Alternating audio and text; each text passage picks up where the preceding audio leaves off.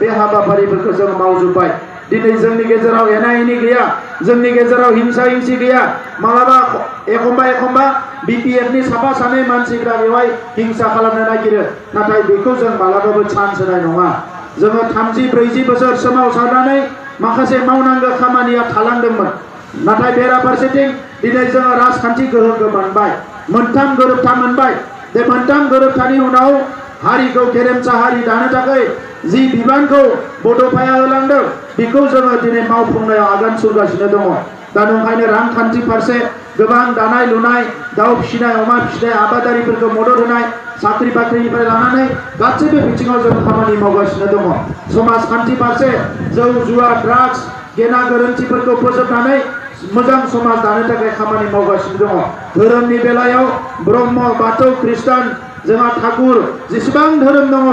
बे गासैबो धोरोमनि दैदेनगिरिफोरजों सावरायनानै समाजखौ धोरोम फारसे सांग्रां खालामनो थाखाय राङारि मदद होनो थाखाय जोङो गोबां थानसालि मन्दिर गिर्जाफोर लुनो थाखाय जेसेबां हायो जोङो मदद होगासिनो दङ बिनि अनगायै सोलोंथाइनि फारसे नोंथांमोना नुदों KG to PG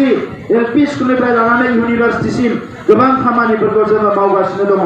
दा बड'लेण्ड गोरोबथानि माखासे दफाफ्रा जाफुंबाय नोंथांमोना नुदों MDP बिदा फंबायफोरखौ जोङो गभर्नमेन्टजों सावरायनानै दिनै जेलनिफ्राय बरननानै NIE केसखौ फोजोबनो थांगासिनो दङ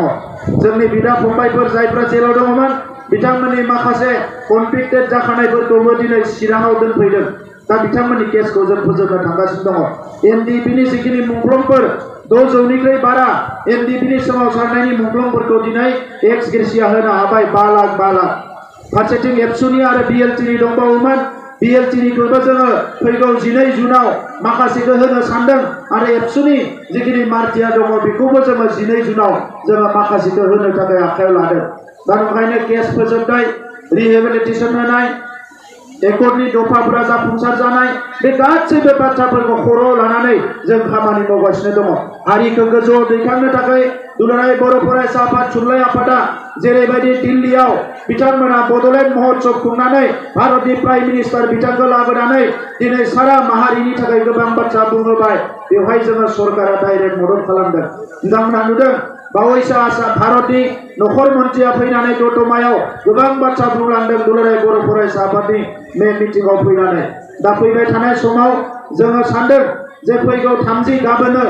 1952 मायथाइनिफ्राय 1986 मायथाइसिम जायफोर दिल्लीयाव खेराइ मोसाहैदोंमोन कृष्टि मोसादोंमोन बिथांमोनखौ नायसनाखैमोन नाथाय दिनै जोङो हारिमु आफादजों सावरायनानै बिथांमोनखौ गाबोनो 160 बै 1952 मायथाइयाव मोसाहैनायफोरखौ गाबोनो बरायनो थाखाय आखायाव लानाय जादों बिथांमोनखौ मान होनो थाखाय आखायाव लानाय जादों नंखायनो हारिनि मोनसेबो बाथ्राखौ गारसोनानै दोननो मोनसेबो बिथिंखौ गारसोनानै दोननायखौ बे UPPL सरकारा सानाखै UPPL हान्जाया सानाखै दा नंखायनो मानगोनां रायजो राजाफोरमोन गोनो गोथो जानो नाङा दिनै गोदान मानसिया फैनानै बायदिसिना खोथा बुंफैगोन दतमा ओनसोलाव दतमाया बर'नि मोनसे मैखोम ओनसोल बड'नि सोमावसारनायाव जेसेबां सोमावसारनाय जालांबाय बेवहाय गासैबो बेवहाय बिहोमा दङ बिफाव दङ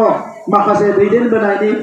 जारिमिन दङ दा ओंखायनो दतमायाव जेरैखि जाया फैगौ बिसायख'थियाव UPPL हान्जाया देरहानांगोन बे दतमा ओनसोलखौ रामफलबिल ओनसोलखौ जौगाहोनायनि थाखाय जोंहा गोबां आसनि दङ बे आसनिफोरखौ इमप्लिमेन्ट खालामनो थाखाय MCLA थायोब्ला जोबोद सुबिदा जायो MCLA गैयाब्लाबो जों गोबां खामानि मावदों नाथाय MCLA सासे देरहायोबा गोबां खामानियाव फैगोन दा बेखौनो आं नोंथांमोननो खावलायबाय সকলোলৈ পুনৰ মই ধন্যবাদ জনালো